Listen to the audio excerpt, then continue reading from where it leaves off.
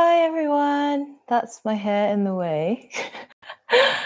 So we're gonna wait a few, like maybe a minute more for peeps to come. I'm just focusing the camera. So we won't need much blankets or any props for this class. Dress yourself on the mat. And we're gonna give it one more minute. How is everyone? If you have any questions, actually feel free to type it in the chat box. But if you're good, just hang tight. Give us one more minute to wait for anyone else who hasn't come.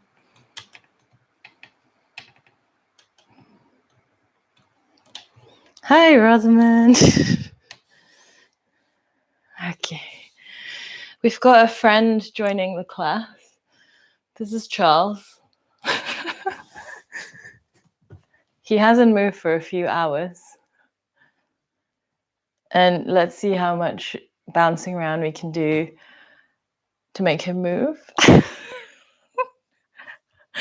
He's kind of blending in with the carpet.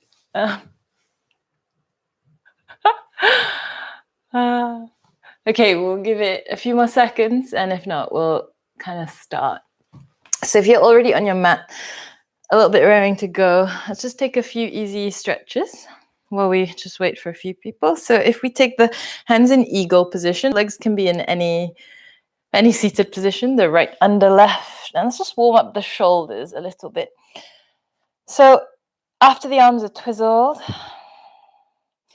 maybe allowing the shoulders to really round forward and creep forward, kind of like you're going into a purposeful hunch. And then maybe just jiggle yourself left to right. So kind of using your own self to massage out the muscles in between the spine and the shoulder blades, encouraging the shoulder blades to stretch forward. And then now sitting up tall, relaxing the shoulders down. So try not to force them down, relax them down. And then keep them gently down as we just lift the elbows slightly.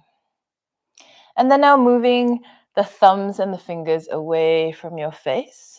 Really stretching out to the sides. I'm pointing with my chin, sides of the shoulders here. And then everything creeping back towards you. And let's swap sides. So release, give it a bit of a shake. Left under right. Give it a twizzle. Okay, and first thing, again, rounding. I kind of really like to creep around a bit. Really stretching out the muscles in between shoulder blades and spine. Nice. And then upright, relax the shoulders. So again, don't force them down. And then just gently keep them down as we raise the elbows. And then move the hands away from the face. And kind of the longer we hold it, you'll sort of see and feel the kind of stretch creeping in along the shoulders and the arms.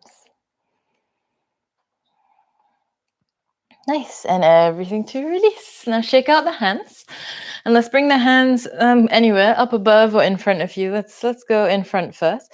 And we're gonna flick to the count of 10. So thinking about really like you're trying to flick the water off your hands. And we go 1, 2, and close. 3, 4, 5, 6, 7, 8, 9, 10. Now let's go double time. So 1, 2, stretch out the fingers. 3, 4, 5, 6, 7, 8, 9, 10. And then shake them all out. Nice. That is surprisingly always more difficult than it seems. Taking the hands back behind you now. Rolling the shoulder blades back. Stretching out the front of the chest. And again, feel free to kind of roll around. Encouraging the shoulders to move back and down. And then everything to release. Nice. So give the hands a shake one more time. A little bit more stretches on the arms. Again, just sit however is most comfortable. We're going to put the hands in front of you with the wrists facing forward. And then just putting some weight on it. Try and straighten all the fingers and maybe just subtly bending the elbows. Just a little. And now turning the palms so that fingers face each other. And we're just going to move left to right. Maybe back and front, just warming up wrists, fingers, arms. Now flip the palm so the palm faces up towards you, fingers to face each other. And then again, just moving left to right. Maybe back and forth.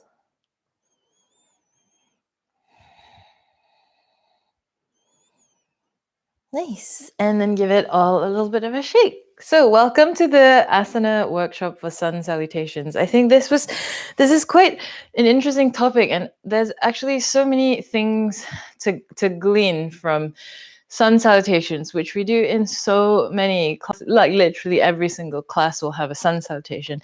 Now, not only is it a really good warm up, there's a full practice of 108 sun salutations, which is really long.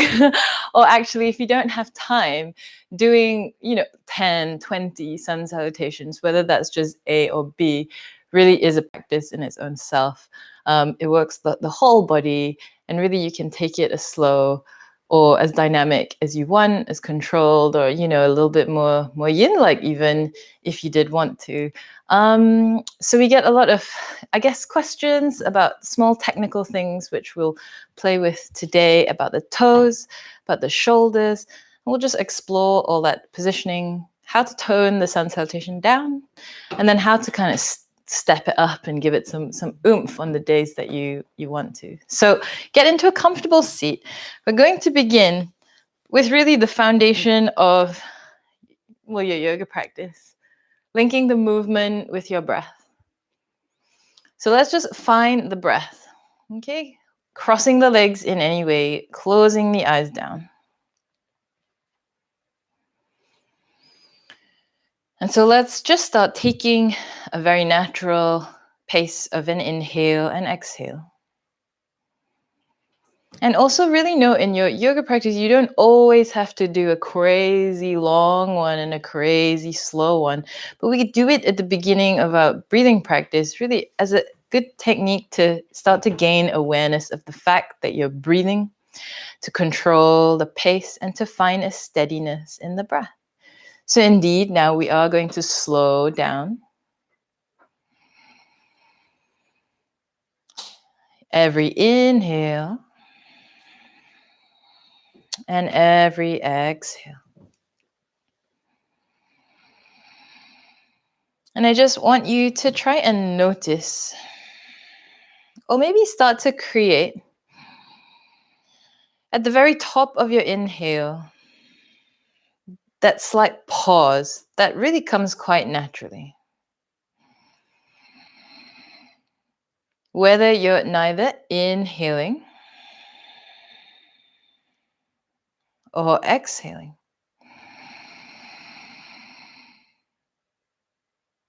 And the same with the end of your exhale. That little pause.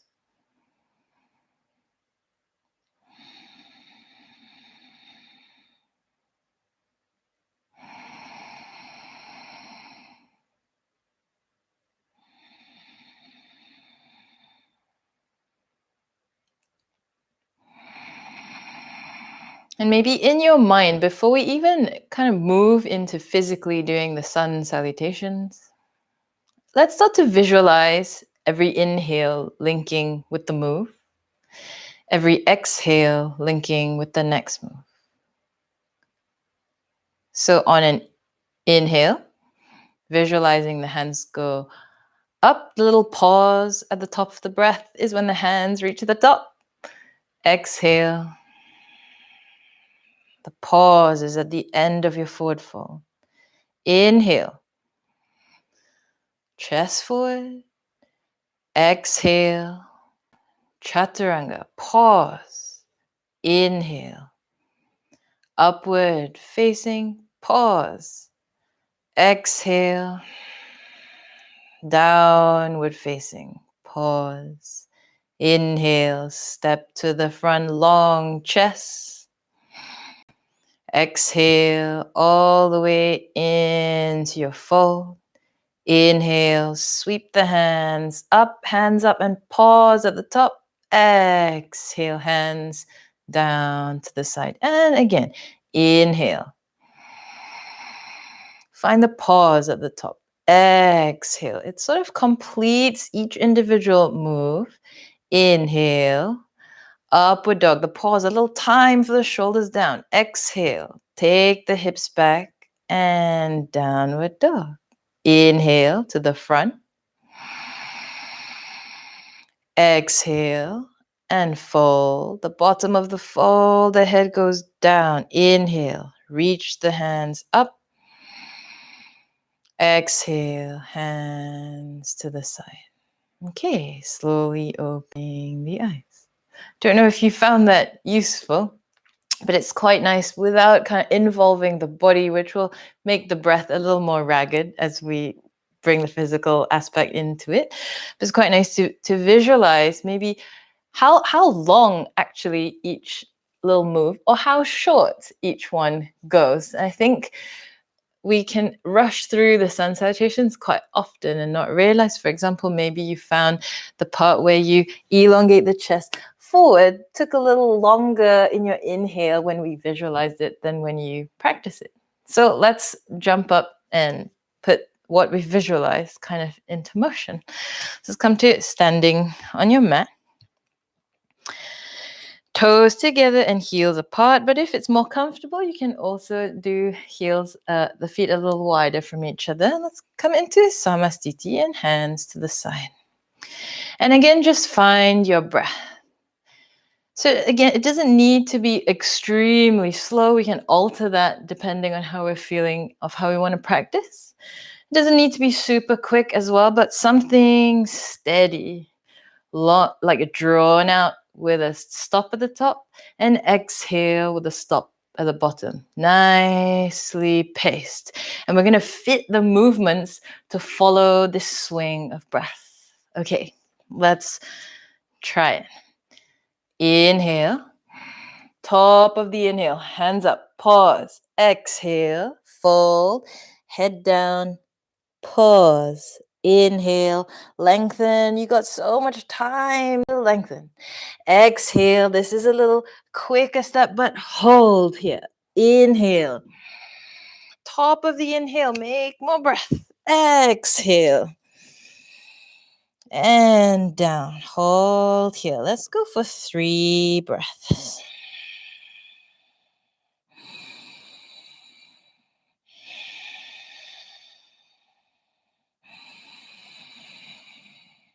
Nice. Now inhale, 1 big step, long, all the way to the top of the inhale. Exhale, fold, pause there. Inhale, reach the hands, the length of the inhale up. Exhaling, Samasthiti. Let's try that again. Inhale, full breath. Top of the inhale, pause. Exhale, all the way down. Pause. Inhale. Long chest forward. Exhale. Slowly lowering and hold. Inhale. Full breath. Really breathe deep. Exhale. Take it back. Downward dog. Taking 3 breaths. 1, 2,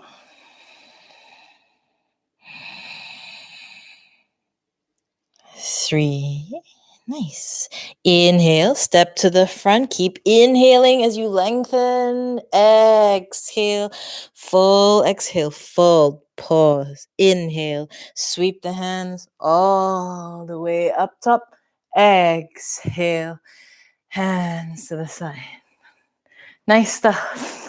So for those that are close to the laptops, feel free to keep typing. I'll check it intermittently. But how did that feel? So the idea of that is to find the little pause so that we're not kind of running through our sun salutations kind of Well, although on days you feel more fluid, sure, there's no right or wrong really with the yoga practice, but that's kind of the little pauses kind of give you the rhythm and almost like a lovely metronome feeling and a good pace, whether it's slow or fast, to your sun salutation. And I find those when you get a good pace and when you find your breath kind of matching up with your movement, you really get quite a nice headspace, and it flows, and you zone out a little bit more easier.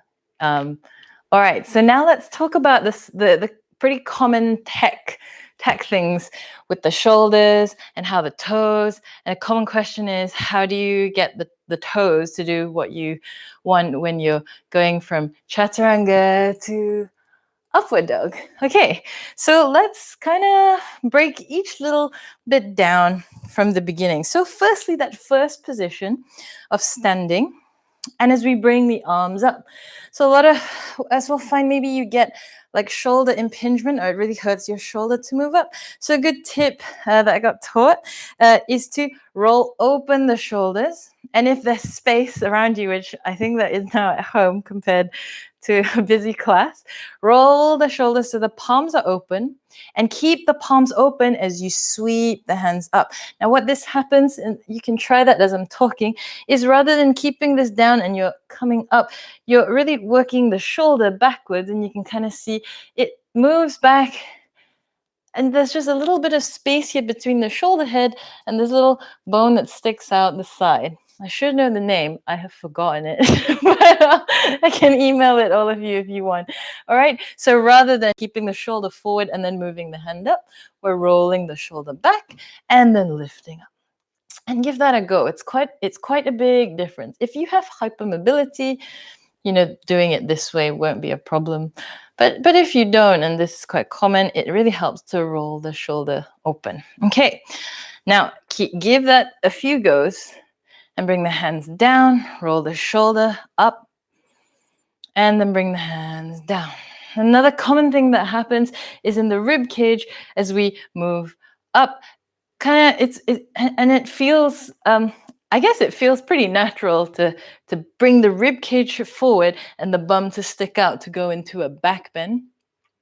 Now what we want to try and maintain is a straight samastiti position, right?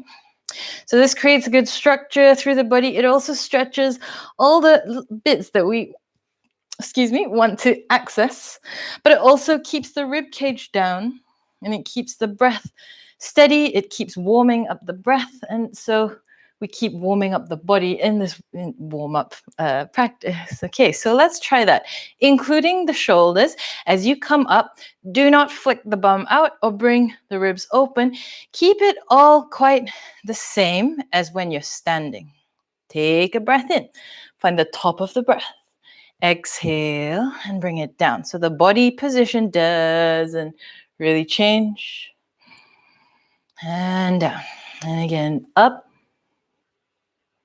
and down. Nice. So we're going to go for a fold for the next position. So let's go up.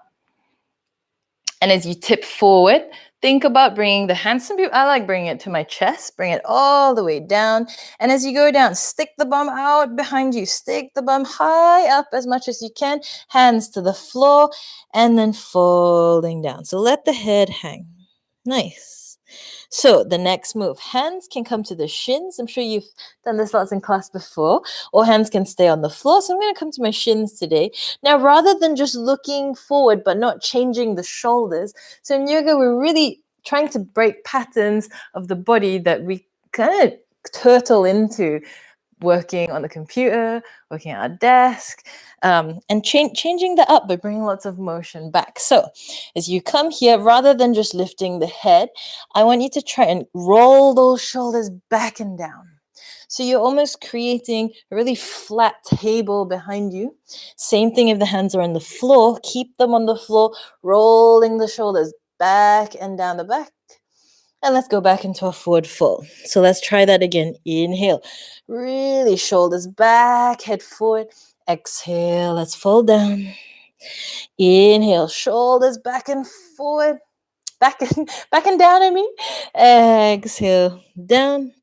Inhale, shoulders back, bring the chest forward, is what I meant to say. And exhaling down. Okay, palms down on the floor. And let's go. So for those that jump, you can go for that version, but I'm just going to go today with the one leg back, one leg back. So you're in a plank position. Firstly, let's work it so that the heels push back in your plank. Again, kind of moving forward is quite common to keep the weight quite forward, but we're going to think about moving the weight into the heels. As you move into the heels, you'll feel your kind of the front part of your body, kind of hold you here, kind of contract. Your thighs are working, holding you this position. Okay, let's do the first one together with the knees down. We're going to come up and do it again. Elbows back. So I'm going to not cue you to draw them into your body. If Charles wasn't here, I could show you a little bit more. But let's say I'm in a plank with my knees down. And now if I'm going elbows into my body, you can kind of see we're going to end up going down in this shape with the arms. But the most stable shape and I guess the most efficient and best way is to keep them all parallel. Because if you notice the back, if I sort of squeeze them in, I'm more likely to go down into the mat this way. What we're trying to still maintain and create is the Samastiti position, straight back, all the way down. Okay, so let's try that. Heels back, and then let's go knees down. Elbows parallel and back rather than into the body. Lean forward, shoulders over the wrists. Keep the belly in. Remember the straight Samastiti position, standing position, all the way. Hover or down. And then for now, let's roll out the toes and just come up into a little cobra. Roll the toes, pull yourself back up. And then we're going to try the next little version with plank, where we can play with running and seeing what to do with the toes as we push into your upward facing dog. Okay, so everyone back into your plank position. If you aren't doing the plank version, please keep practicing knees down and find, not this as we go down, but the structure of standing, like you're standing, elbows parallel, lower, and then up, and then try again. So for those in plank, let's go. Pushing the heels back. Okay, now in your plank position, even though we kind of, I would say, yeah, we come to it, but we move quickly down into chaturanga. Let's think about the shoulders here. So it's quite good to keep holding it anyway. But let's go with the shoulders and imagine someone can push the spine through the shoulder blades. So it's quite a weird action, but you're going to see if you can push the floor away to really round the spine in between your shoulder blades. So rather than this dipping action with the body and the spine, really pushing strongly away. Okay, keeping everything lifted. Push into the heel, the body in a standing position. Elbows parallel. Lean forward and then lower down. Hover here. Okay, push the toes back so you slide back on your mat. Roll over the toes and lift yourself into upward dog. Don't worry, we'll go through that again. Okay, back on your knees, maybe taking a little break. We spend quite a lot of time in plank there. In your child's pose, relax your shoulders. Just a few breaths.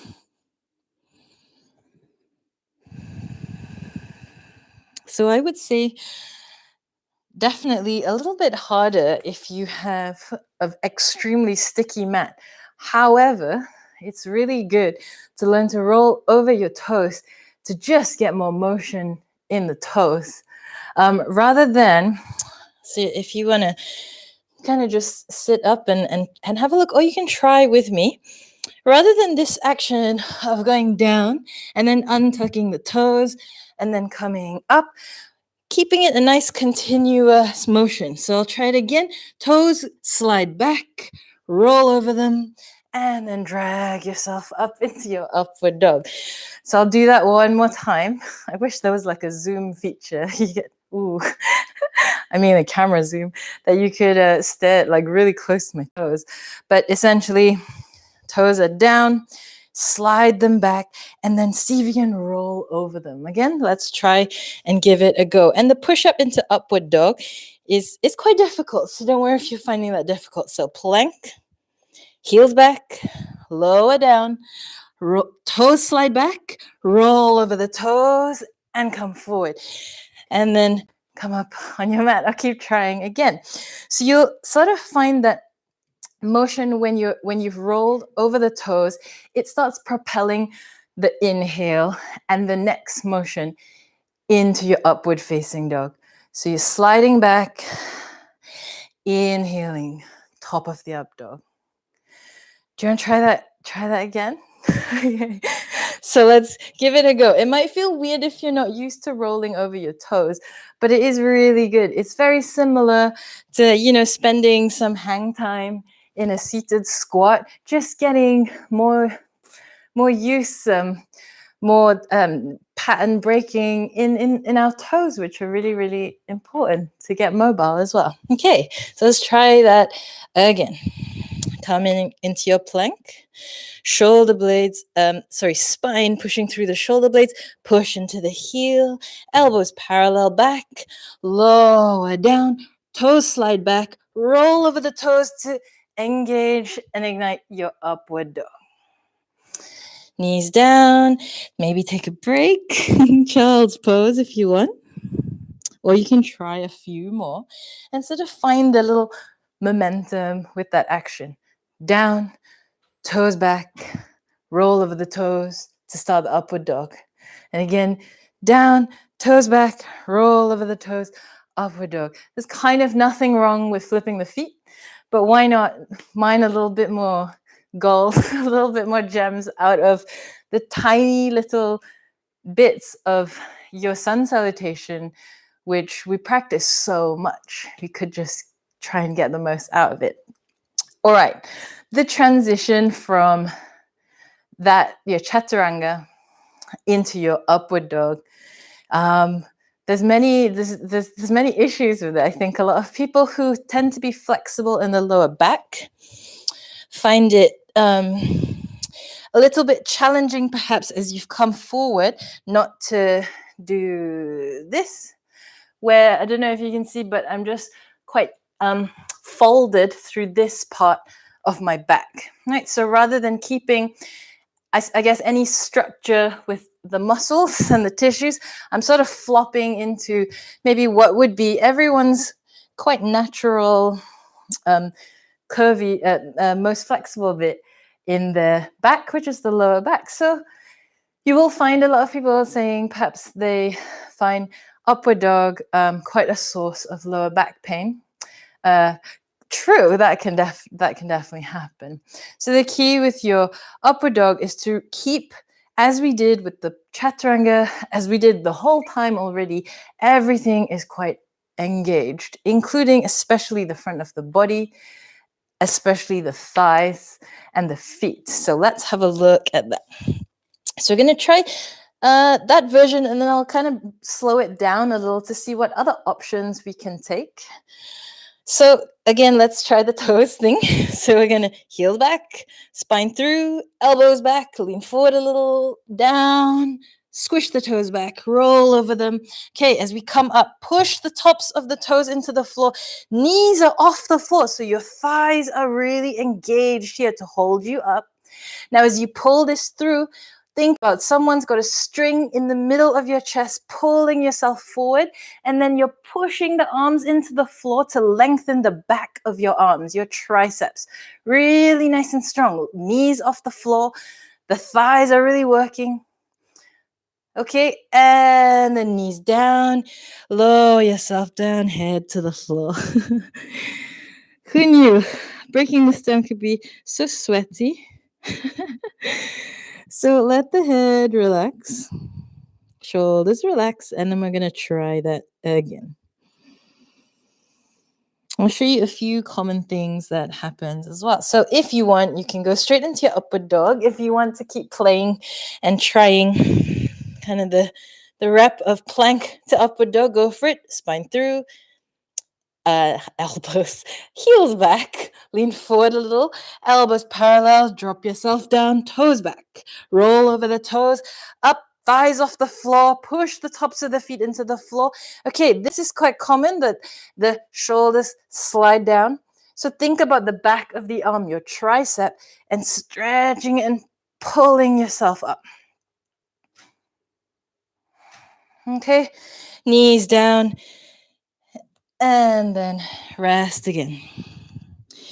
So if you like, keep practicing that. The feeling of the chest coming forward really is, if you just use your imagination, someone's got a big old rope here, right? And as you got the arms strong, really lengthening your triceps, you're encouraging the gremlin in front of you to keep pulling the chest forward, forward, forward through the arms. So I will definitely say upward dog is super hard. So don't beat yourself up if you're like, why the hell is this so hard? It's really hard, especially if you're holding it for quite a while. We normally flow through it really quickly. Really, it's a lot on the shoulders and the arms and everything, the thighs and all. So let's see a different version, a little bit lesser. Okay, so let's go for plank, lean forward, elbows back, lower down, and we can lower to the belly. Now, still untuck the toes, tops of the feet on the floor, push the tops of the feet down. So if you kind of look at the screen for a second, you'll see the difference maybe in my hips at this point. If I don't push the feet down, my butt kind of stays quite lifted. Okay, and then maybe I can slide the arms forward and go for, let's say we're going for a sphinx. Compared to, if you kind of keep looking here, pushing the tops of the toes down. Yeah, there's a really, I don't know if you can see it.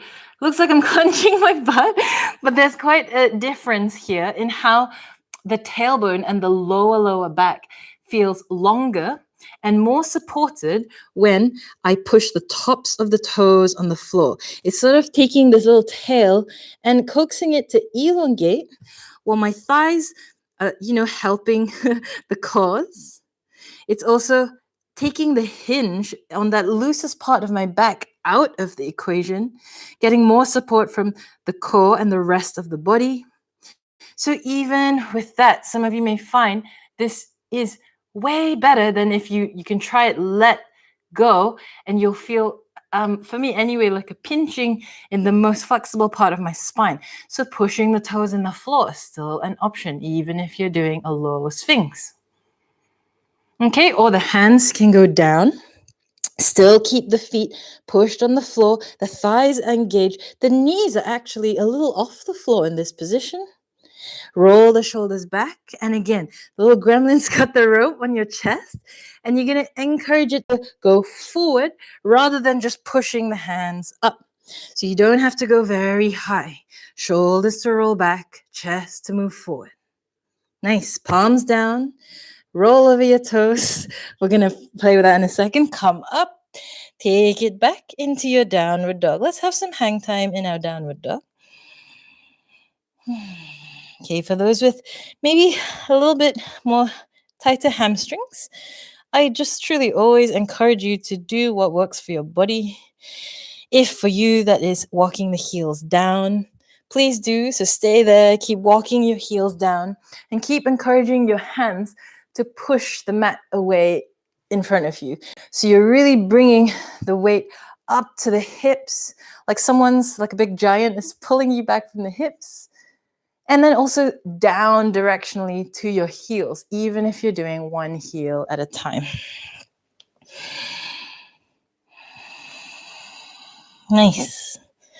Okay, so let's come down to our knees, and we're going to go from upward dog or your cobra into your downward dog. And what I guess that direction feels like, how we go over the toes. So we've played with rolling over the toes coming forward. Now we're going to play with rolling over the toes to go backwards. Okay, so come into either your cobra or where am I?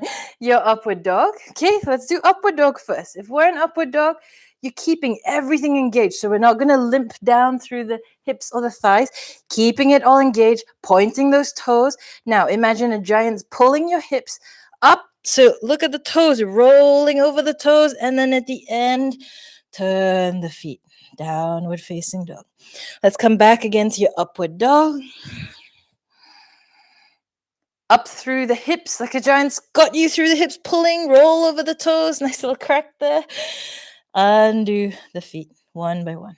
Nice. So let's try it from, again, if you're used to upward dog, if you're doing it from this little guy, same thing. You could kind of creep the heels up and slide the tops of the toes on your mat, push the toes in, lift the hips up, and come into your downward dog. Now, I always adjust my feet. This will depend on your body proportion. Give that a few more goes if you found that quite new and a little helpful. And then we're just going to talk a little bit about your downward facing dog. Come into child's pose if you need a break.